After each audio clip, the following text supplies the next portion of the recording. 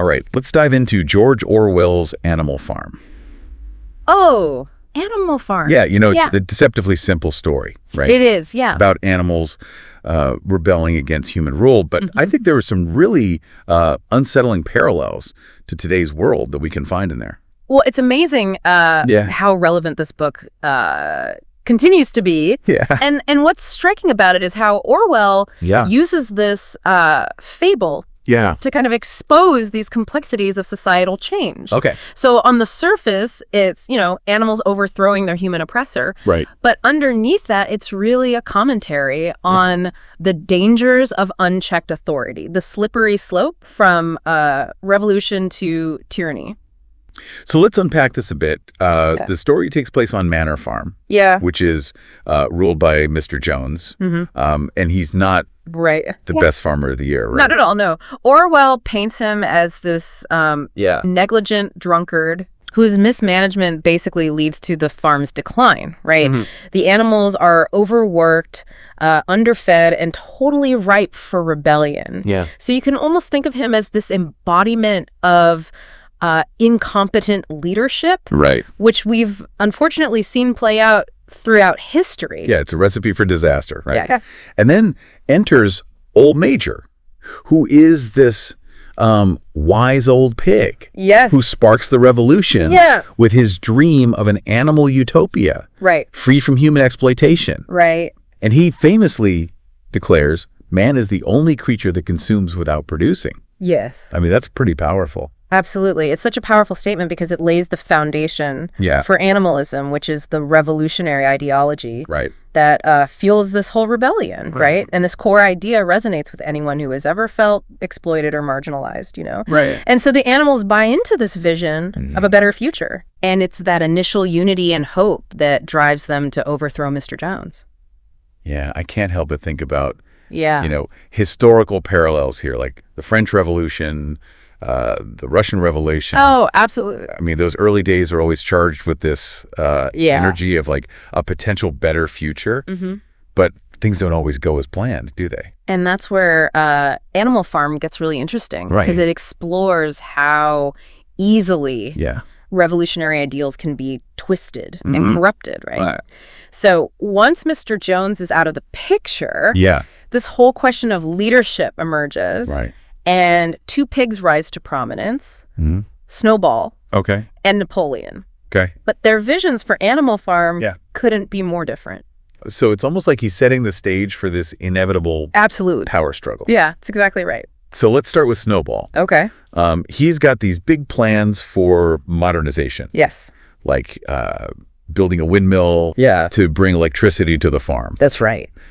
He's all about education, progress. He really embodies the spirit of innovation and progress. Yeah. He's a visionary who sees the potential for a better future and isn't afraid to challenge traditional ways of doing things. His focus on, technology and education reminds me of figures like Elon Musk, who are constantly pushing boundaries, disrupting the status quo. Okay. But then you have Napoleon, who's much more cunning and power hungry. Right. He's, instead of focusing on progress, he's obsessed with consolidating his own power. Yeah. Even if it means using brute force and manipulating the truth. We've seen that playbook before. Oh, we have. Right. Yeah. I mean, think about leaders like President Trump or Putin who have used misinformation, control over the media to silence dissent. That's right. And maintain their grip on power. It's unsettling how much Napoleon's rise to power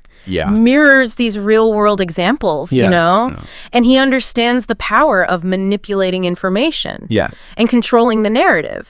And this is where Squealer comes in. Okay. Who's Squealer? Squealer is the pig who acts as Napoleon's mouthpiece. Okay, he's like the master propagandist, right?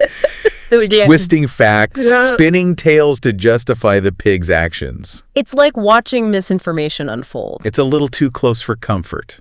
Absolutely. Isn't it? Yeah. Squealer's ability to manipulate language and distort reality It highlights the fragility of truth in the face of power. Right. It reminds us that we need to be critical thinkers, questioning what we're told, seeking out multiple perspectives. Right.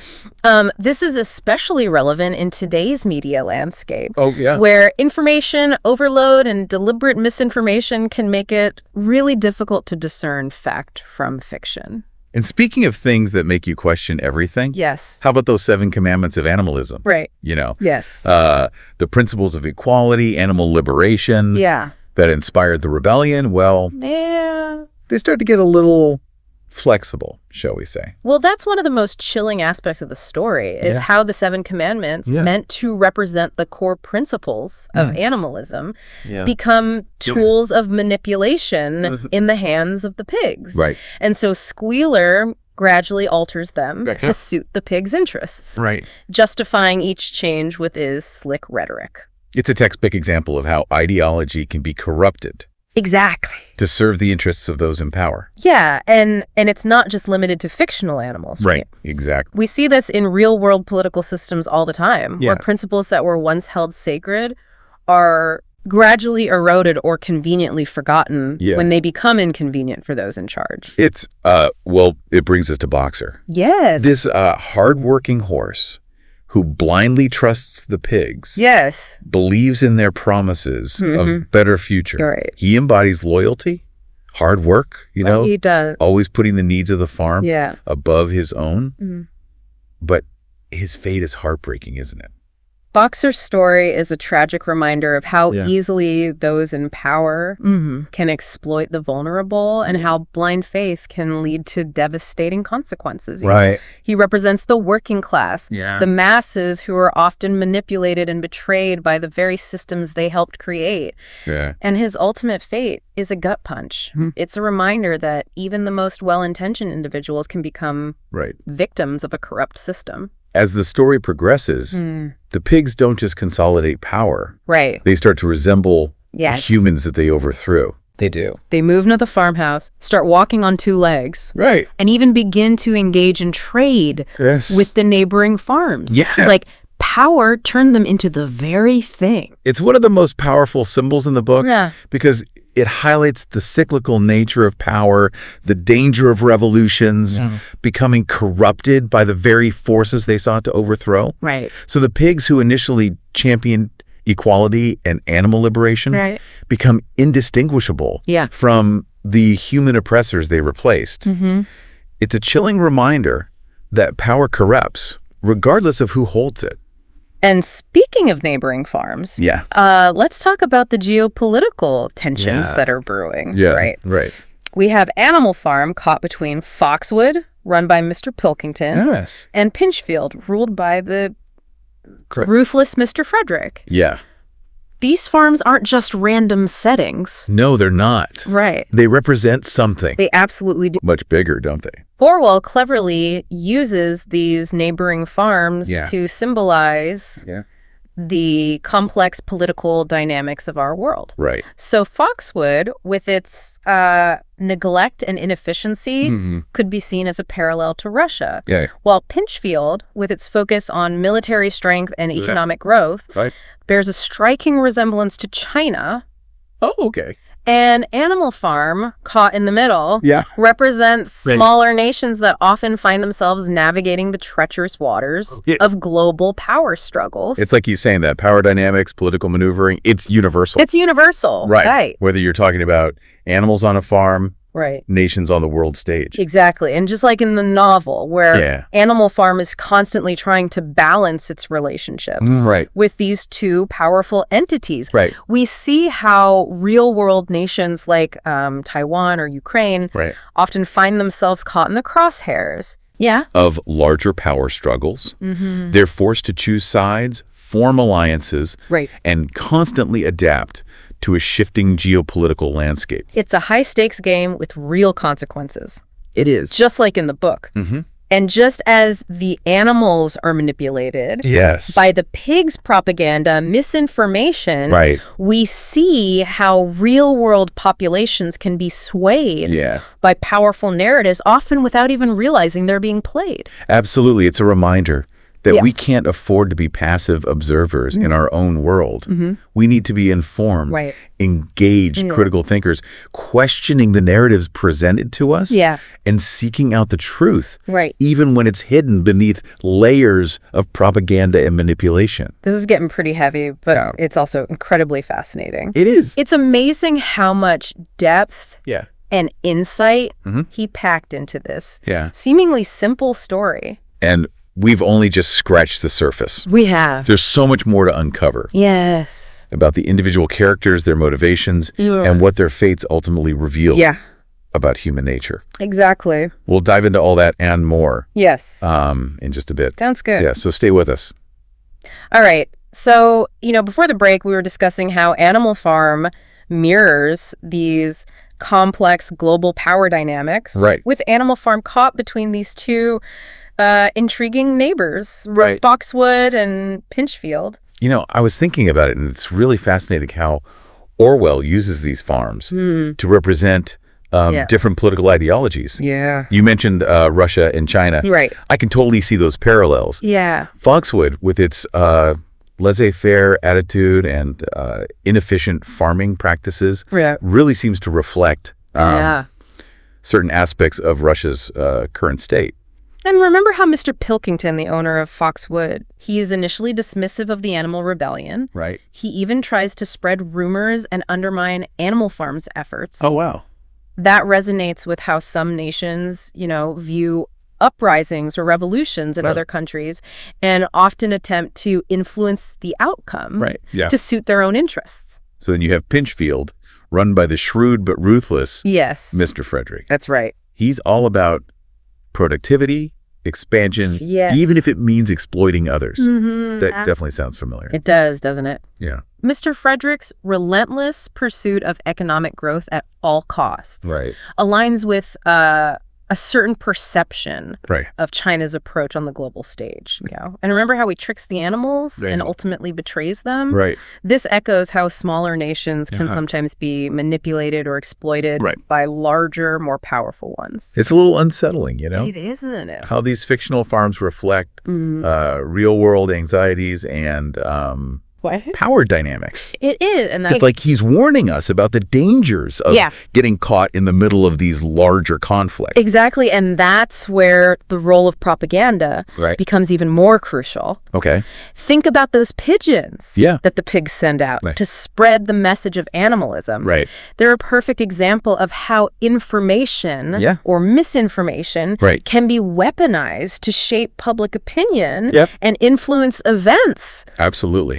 It's like those constant news cycles. It is. Social media feeds. We're bombarded with every day. Yes. I mean, it can be hard to know. It can. What to believe. Yeah. Especially when every side has its own agenda. Exactly. And that's why Orwell's message about critical thinking is more relevant than ever. We can't just passively absorb whatever information is thrown at us.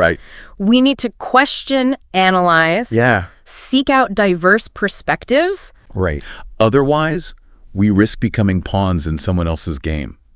That's a powerful thought. It is. It makes me think about how the animals themselves are complicit in their own manipulation. That's a crucial point. It's not just about external forces controlling the narrative. It's also about how individuals choose to engage with information. And whether they're willing to question the authorities they place their trust in. Which brings us back to Napoleon and his transformation from revolutionary leader to ruthless dictator. It's like watching absolute power corrupt absolutely. It is. I mean, the way he eliminates his rivals, rewrites history, manipulates the animals. I mean, it's both fascinating and disturbing. It is. And it's a classic case of how power can warp even the best intentions. Remember how the pigs gradually changed the 7 commandments? Oh, I do, yeah. Those principles of equality and animal liberation. They're twisted and distorted to serve the pig's own agenda. It's a chilling reminder. It is. That even seemingly noble ideals can be manipulated for nefarious purposes. Absolutely. And we've seen this happen throughout history, haven't we? Yeah. Where leaders or movements start with lofty goals, but end up betraying those very principles once they're in power. It makes me think about how individuals can either contribute to that corruption or actively resist it. Exactly. So it's not enough to just recognize these patterns of manipulation. We also have a responsibility to challenge them. So you're saying it's not enough to just recognize it? That's right. We also have to... We have to be willing to. Challenge it. Yes. Animal Farm isn't just a passive observation of how power corrupts. It's a call to action. It's a reminder that we all have a role to play in shaping our societies.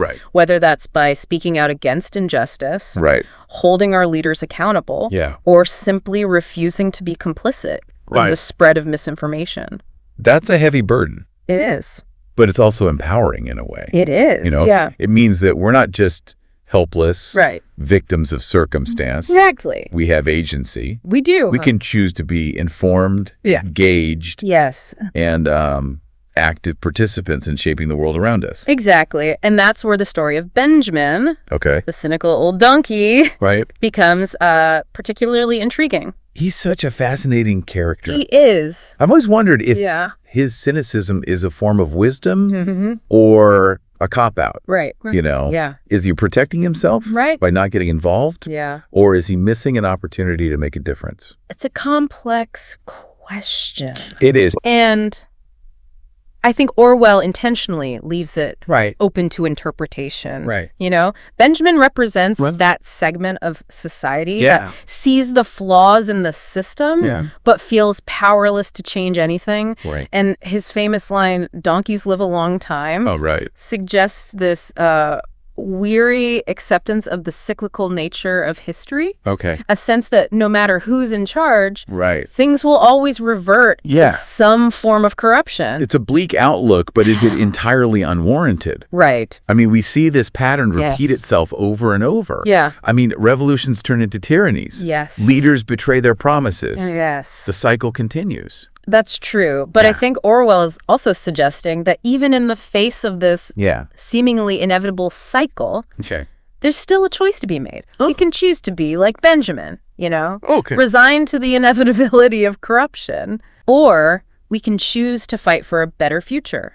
Even if it feels like an uphill battle. So it's not just about recognizing it. It's also about choosing how we respond. Exactly. And I think that's one of the most powerful messages of Animal Farm.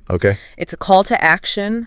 A reminder that we all have a responsibility to engage with the world around us, to question authority, and to fight for the values we believe in. It's a reminder that even in the face of seemingly insurmountable obstacles, hope and change are still possible. They are. But they require active participation. And a willingness to challenge the status quo. They do. This conversation has really given me a lot to think about. It is a powerful story. I mean, it's amazing how a story written over 70 years ago can still feel so relevant and thought-provoking today. It really is. It's a testament to Orwell's genius and the enduring power of storytelling. Animal Farm isn't just a historical artifact. It's a timeless commentary on human nature, power, and the ongoing struggle for a more just and equitable world. And as we kind of wrap up our deep dives into this complex and thought-provoking work, what final takeaway would you leave our listener with? Oh, that's a great question. You know? What can we learn from the animal's experience on Manor Farm that can help us navigate the challenges of our own world? That is a great question to leave our listeners with. Yeah, it really is a story that stays with you. It does. And I think one of the most crucial takeaways is that awareness is key. You know, we need to be aware of these patterns of manipulation, the subtle ways in which language can be used to distort reality and control the narrative. It's like that saying, the first casualty of war is truth. But it's not just war, right? No.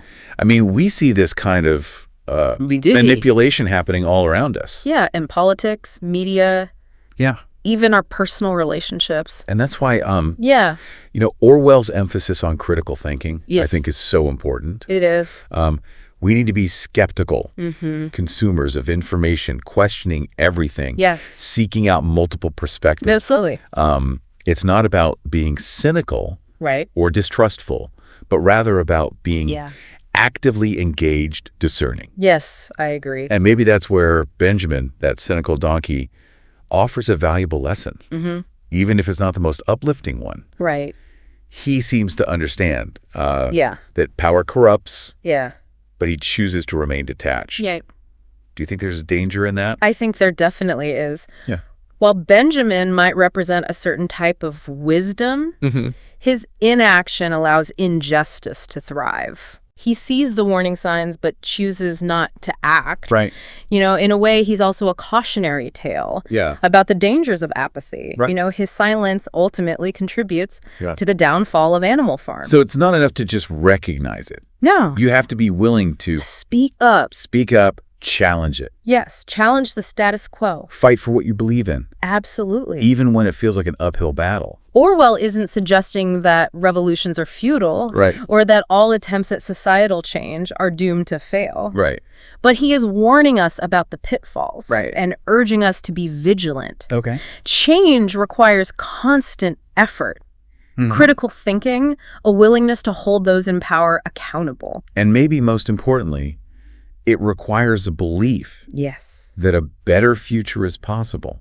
Absolutely. You know, even when faced with these harsh realities of power and corruption, we can't lose sight of those ideals. That's right. That inspired those initial revolutions. It's the pursuit of equality, justice. Yes. A more equitable world. Beautifully said. Yeah. Animal Farm is a cautionary tale. Yeah. But it's also a call to action. Right. It reminds us that we all have a role to play Okay. in shaping the world we want to live in. So, dear listener, as you go about your day, keep Orwell's words in mind. Keep them in mind. Question everything. Stay informed. Stay informed. Never underestimate your power to make a difference. That's right. The future of your own Animal Farm. Yes. Depends on it. And remember, even though the pigs might try to rewrite history, the truth has a way of eventually coming to light.